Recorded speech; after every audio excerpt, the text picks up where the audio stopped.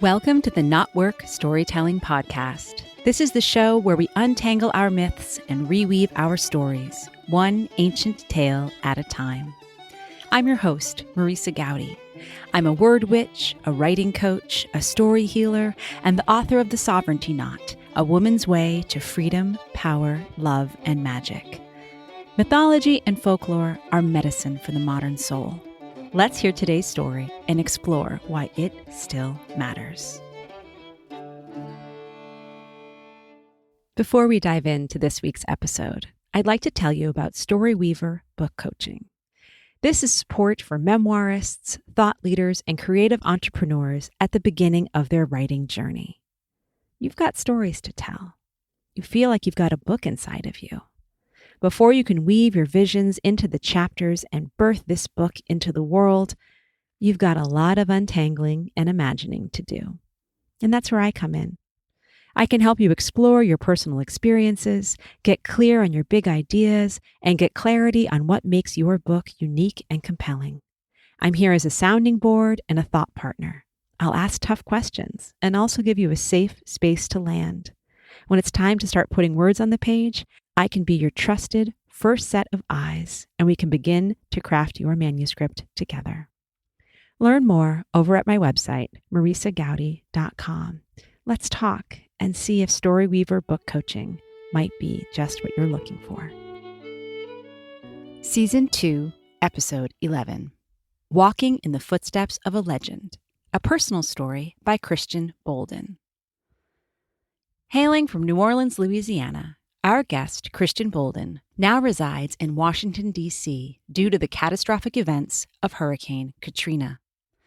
Christian is an inaugural board member of the African American Irish Diaspora Network, AAIDN, with a mission dedicated to fostering relationships between African Americans and Ireland through shared heritage and culture.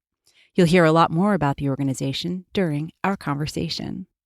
The AAIDN is just one aspect of Christian's community building work. He's also been part of the Steel Sharpens Steel Summit, a panel discussion committed to the enlightenment and enrichment of the urban African-American male teen. He organized the Renew Orleans event, which commemorated the 5-year Hurricane Katrina anniversary and raised funding and awareness for the Gulf Coast oil spill relief effort. A former professional staff member in the U.S. House of Representatives, Bolden is now principal at the Bolden Group, where he offers IT, program, and project management, as well as DEI services.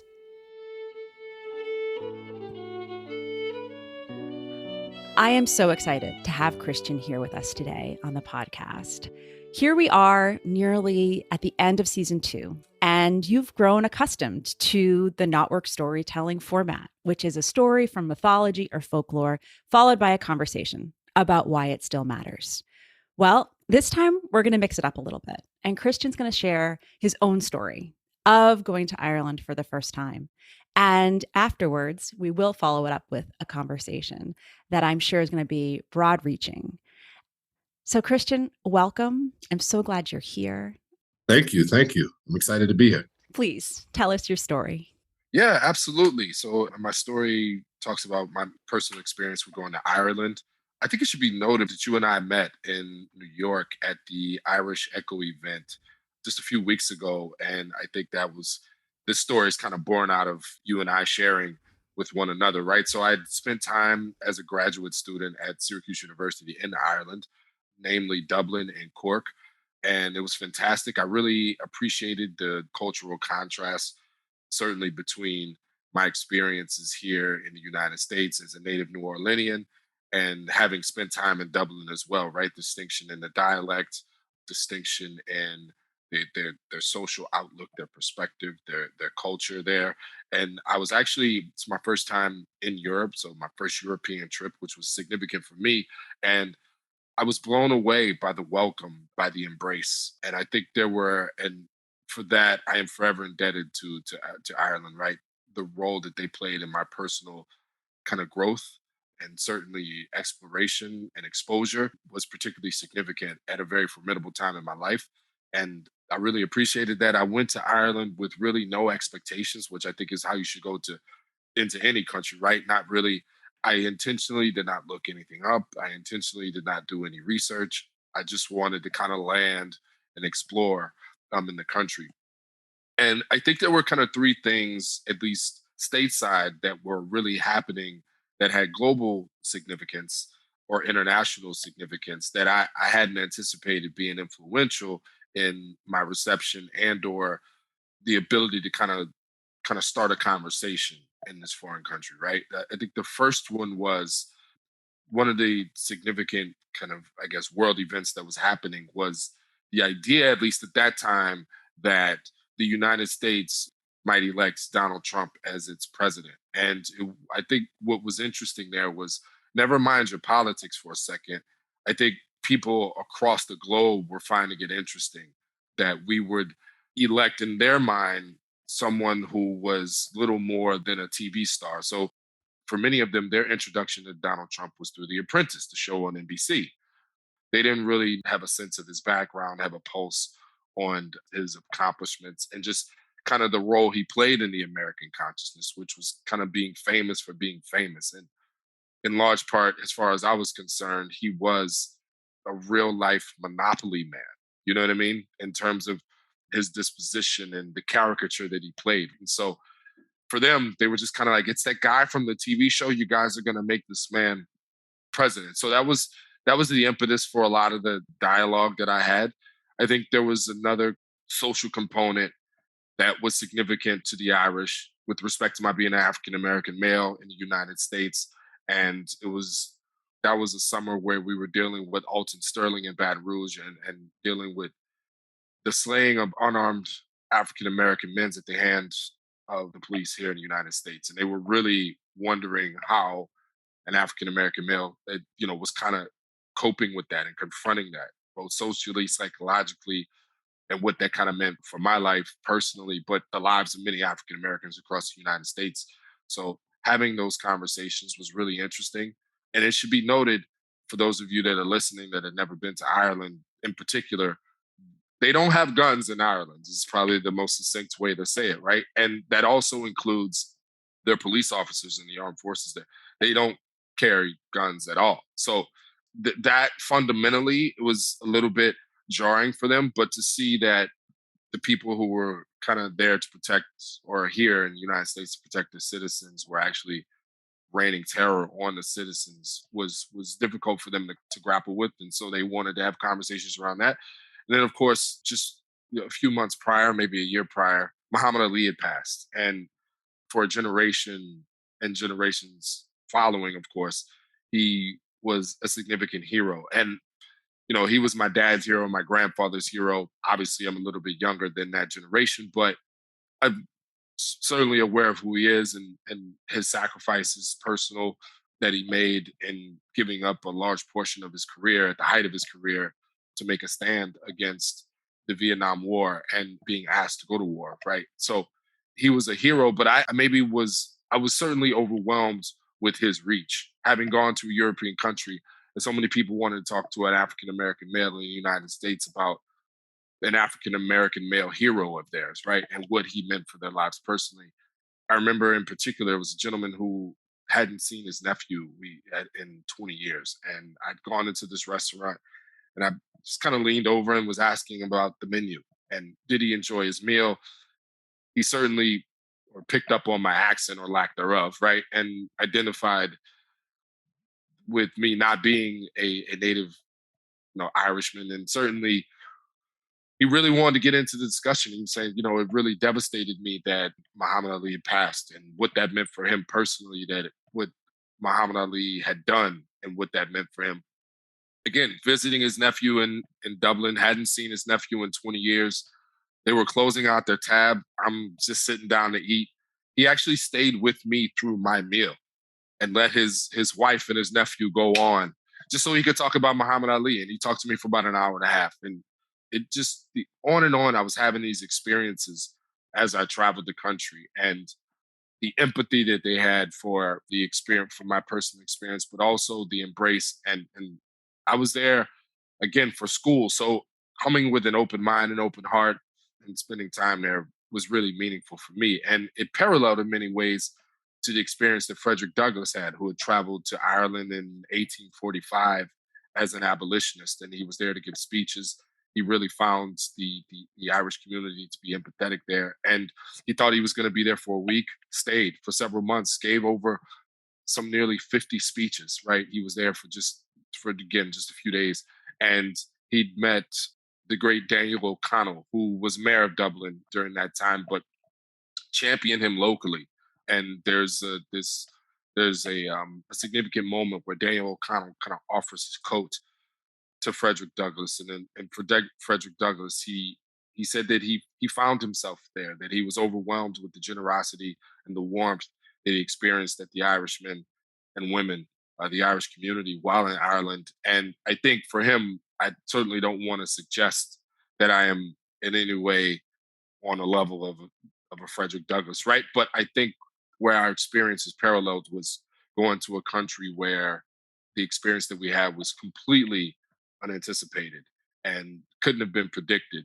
And to go there and have those experiences, I think for him, and he wrote about it and definitely belabored the point, even when he returned to the United States, about his trip in Ireland and what that meant for his life. And similarly, for me, what that meant for my life and how it changed me can't be understated. Oh, Christian, I love that you ended us with that point around Frederick Douglass and just that sense of what it was like to walk in the footsteps of a legend. Yeah. Because that's Yeah. really so much of why we look back to history or mythology or folklore. It's because there are these parallels. And it's not out of hubris to say, oh, I'm just like them. It's to say there's those human threads, and it makes our own stories make so much more sense when we Yeah. can see ourselves against that backdrop. Absolutely. And, to that point on Frederick Douglass, he thought there would be empathy there when he visited Ireland as you were looking for your own kind of social and political independence, right? And Ireland's history, in some respects, really mirrored kind of the experience that he was having with seeking out his own independence in terms of the African American experience here in the United States during that time, right? Coming post slavery. And so, and again, I do not want to just suggest that I'm on Frederick Douglass's level on any sort of level, but I think what's important to note is that we each still fundamentally as humans seek kinship, right? And seek connection and seek validation. And we often view ourselves or get a sense of ourselves through the prisms and through the lenses of how other people view us. And no matter how comfortable we are in our own skin, and no matter how secure we are, we still kind of take a pulse on how other people feel about us and its influences on ourselves, whether that's through personal securities and certainly identification, right? And so self-identification. And that for me was very important. I come from a city, New Orleans, that again is culturally unique from any other major city in the United States, right? We have our own food, we have our own lingo, we have our own music, we have our own dance, we have our own pulse, all of these things that really offer distinction. And I really identify when I go to other countries, I really identify with them and when they have their own thing, right? And so how do we find connection in that? And I think that is the human condition, is that while there are so many differences, we're alike in any number of ways. Absolutely. And I think there's certainly this history in white America in particular about making parallels between the Irish experience and the African enslaved people's experience, which is deeply problematic at certain levels, and yet also can offer opportunities for good discussion, for going deeper, for saying, yes, there are threads here that are similar, but let's also be really aware of the vast differences. So I just sort of appreciate in your saying, yes, there's this kinship with Frederick Douglass and this, of course, deep distinction between your tales and your experiences. I just think that's one more helpful way of saying, yes, how can we bring any two situations into conversation with each other and still allow them to, these are the distinctions and why, it's not okay for the Irish to continue that old myth in a bad way, if you know what I mean, because there's I love good mythology, and bad myths need to be dispelled.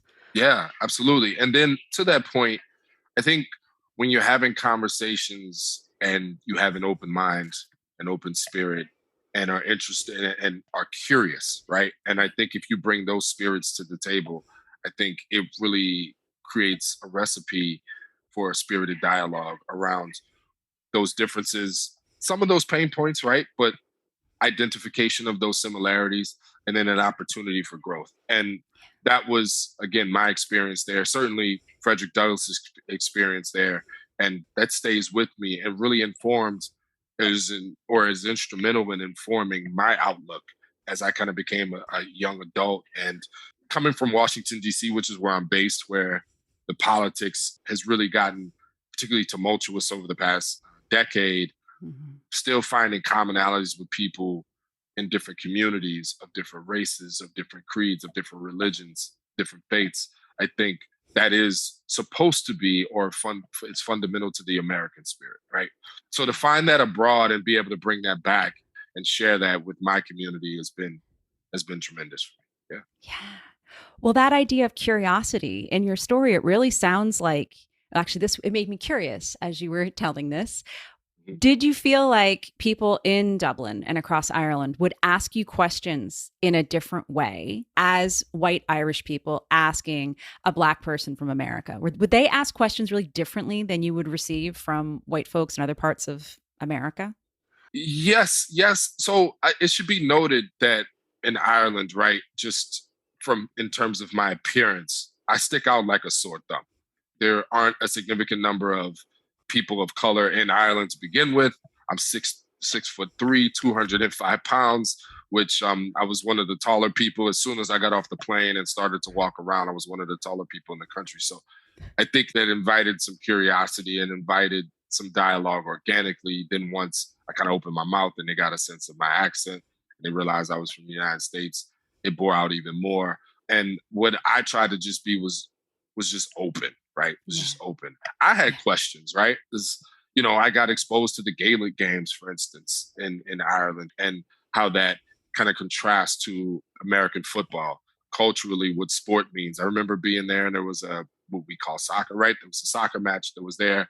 The streets were completely empty. It was almost as if the Super Bowl were playing in the United States. So I had curiosities and wanted to understand how the country, particularly coming out of the Celtic Tiger, for instance, which was their economic renaissance a couple of decades ago, how that influenced the country socially, civically, how that influenced the country economically. So I had questions as well. And I think for all parties involved, it really became a learning experience. The questions that I were asked in some ways were comparable and in other ways were distinct. But I think that's what it is all about, right? Is my expectation of someone in Europe shouldn't be that of someone in America. And I think that's what they brought to the table too, is I think also there were a lot of world events that were happening as well. The Syrian refugee crisis was influential, I think, in the outlook of the Irish. There were just any number of things. There was a repudiation of, I think, globalization at the time, which I think bore out in some of the politics, some of the elections, and there were any number of events that were going on. And so here I am in this country, this unlikely figure or unlikely individual as far as they were concerned. And I thought they really took advantage of the opportunity to chat. And the questions were interesting and in some ways challenged me and in some Mm. ways made me think. And that's really all I can ask for, right? Is for critical thought is like the ultimate outcome for me. And then I went back and as I'm on the plane ride back, I was journaling and really starting to collect my thoughts, and it made me I think the experience in Ireland again made me a more well-rounded, more comprehensive version of Christian. Right. So yeah, Right. that was great. Yeah. Mhm. And so previous to going on this trip, I can't imagine you would have ended up becoming a board member on the African American Irish Diaspora Network. That must have No, was not at all. And so I was introduced to Dennis Brownlee, who was our founder. I was introduced to him by the late Norman Houston, who was the de facto kind of ambassador to the United States on the part of Ireland, right, or Northern Ireland at least. And so the culmination of a series of events kind of led to that meeting, that choice meeting. But I think for me, and where Dennis and I really met in the middle was we both had, again, kind of a similar experience with going to Ireland. The embrace, the warmth, the generosity, the curiosity, all of these things. And he and I kind of shared a similar experience there. So it really made a lot of sense. I'd studied there for school.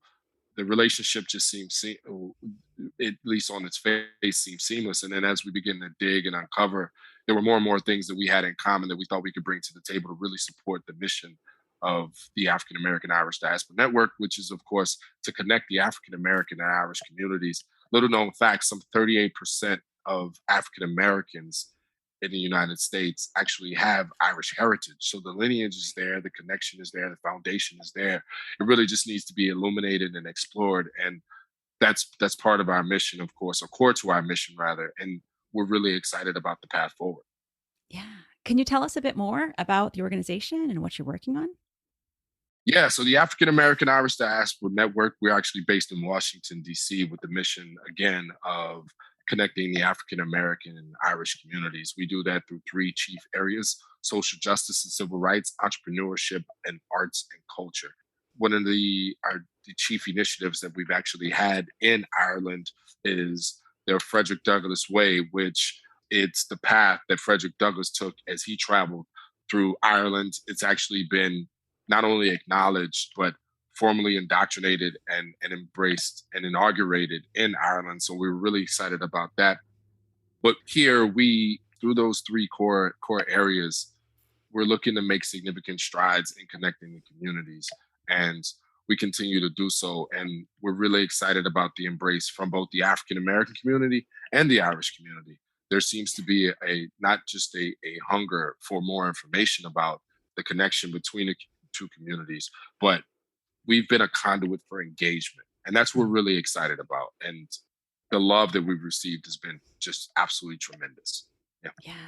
Well, that was so palpable at the Irish Echo event where you and I Hmm. met in Hmm. August of this year was, and it was the first time I'd been to that organization's kind of meeting. And there was definitely that sense of how do we bring more diversity, awareness of diversity, and expand the story and our understanding of the story as Irish Americans to realize it's not just the old tales that might be about shamrocks and corned beef and cabbage.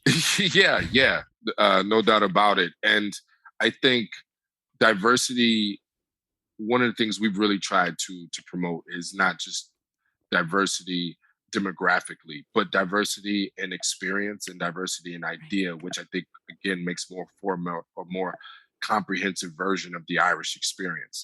And that's what we've really tried to incorporate, not just into our messaging, but into our programming.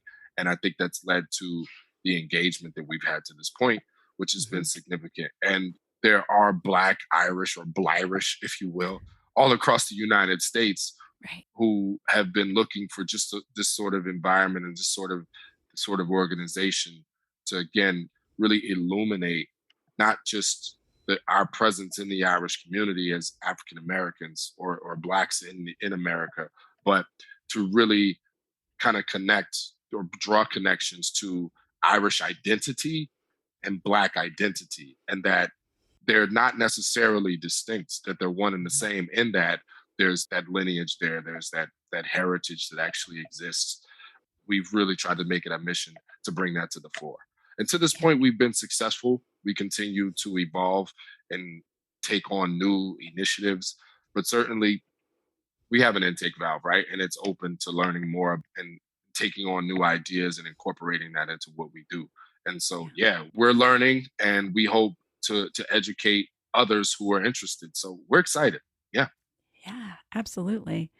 It makes me think of that news that came out in 2020 when archaeologists and geneticists discovered, or at least conjectured, that the Irish of 10,000 years ago had black skin and blue eyes. Hmm. Hmm. You've seen that Hmm. news. I mean, it came across as a kind of a cool news blip here and Yeah. there. But when you start really sitting with that information, how does and does it not change our perspective on things?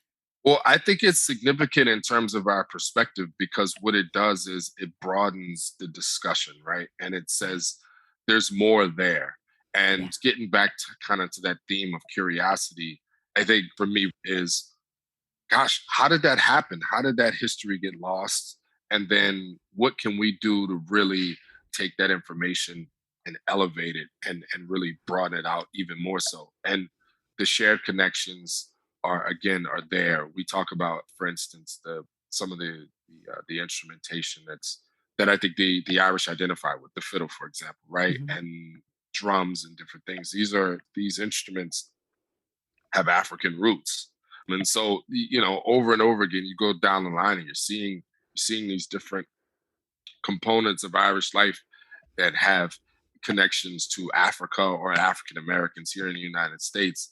And it's a wonder we didn't start having these conversations sooner. And so, yeah, no, there's no time like the present, and we're really indulging in this growth and exploration between and dialogue between the two communities.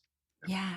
Did you ever come across that podcast series by Bonnie Greer from the British Museum called In Search of Black History? I had not. Talk to me about it. It's on Audible. So it's one of those, like, if you subscribe, you get it. But Hmm. she's a British American, has been Hmm. with the British Museum. And I wish I had her bio in front of me. Hmm. Immensely accomplished woman across London. But she did such a masterful job of talking about Black people throughout. I mean, she went back millennia, but she was talking about how in Henry VIII's court, there was a Hmm. Black trumpeter who's Hmm. actually in the art. And what's his name? I actually looked him up because I was thinking of him before our conversation. John Blank. And Okay. they have his name from, so what's that? The 16th century. Sure. And knowing that he would have come in order to be a musician. So in Hmm. those senses of, of course, Irish history, English history have their own interesting bifurcations and divisions, but of Yeah. course, just drawing from all that she offered in terms of what it was like for Black people to be coming to Northern Europe when it would have been this, and to use your word, sticking out like a sore thumb, Yeah. 4 or 5 centuries earlier. Yeah. And it was just a remarkable set of new and ancient knowledge that she was offering forth that just made me think a lot about our conversation. Yeah, absolutely. And again, you're talking about the 16th century. So, centuries and centuries of history where we're led to believe that through the advent of the internet that our worlds have become increasingly connected, and which they have, right? But Right. there was connective tissue across communities, local, foreign, and international, since the beginning of time. And Yeah. as you dig further and further and deeper into history, you're realizing that we're probably more connected than we ever realized. And now that we're here, what can we do to continue these deep connections, these deep conversations? And as I mentioned before, developing kinship and relationships with one another that are transcendent. And I think that end up the standing the test of time and telling the story of time. Yeah. Yeah.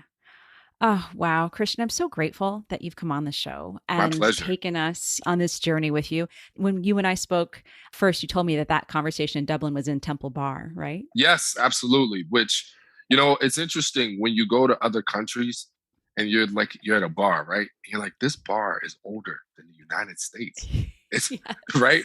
Yes. We're such a young country, and that's really become significant when you go other places and Yeah. where the United States is in its own history, its own journey, and how we got here and what we mean. And so many people just want to talk about what it means to be an American. And I'm excited to have that conversation. Mhm. Yeah. Yeah. And we learn so much about that conversation when we have it with people from other countries. Yeah, absolutely. My experience in Dublin when I was in graduate school was in the wake of 9/11. I mean, I was Mm, supposed to mm, fly out of Boston on yeah, September 11th, 2001. sure. And that flight didn't happen, obviously, but I Yeah. think I was one of the very first flights out of the States, Hmm. maybe 8 days later. But landing in Dublin and having a conversation with non-Americans about what had happened and Yeah, what's going discussing the on? why, Yeah. it was really raw. There was a lot of time spent, to be candid, with other Americans on my program, like Mhm. crying in the ladies' room because the Sure. conversation was still too rough in Yeah. terms of, no, we're not ready to analyze this from what the US did to perhaps deserve y- it. Because I think that Yeah. was a lot of the tone at Yeah. the time. There was a lot of anger and that same level of There's so many American unknowns, right? imperialism. So many Right. unknowns, and people are Yeah. asking you questions, and you're just ill prepared because you're like, I don't know. And you hate I to don't say know. that, I don't know, but you Right. don't know. Right, right. And when it's too rich, it's too much in the state of mourning. You're not Yeah. ready to articulate. And at that point, I was 21 years old and just Hmm. kind of Hmm. eyes wide open. Sure.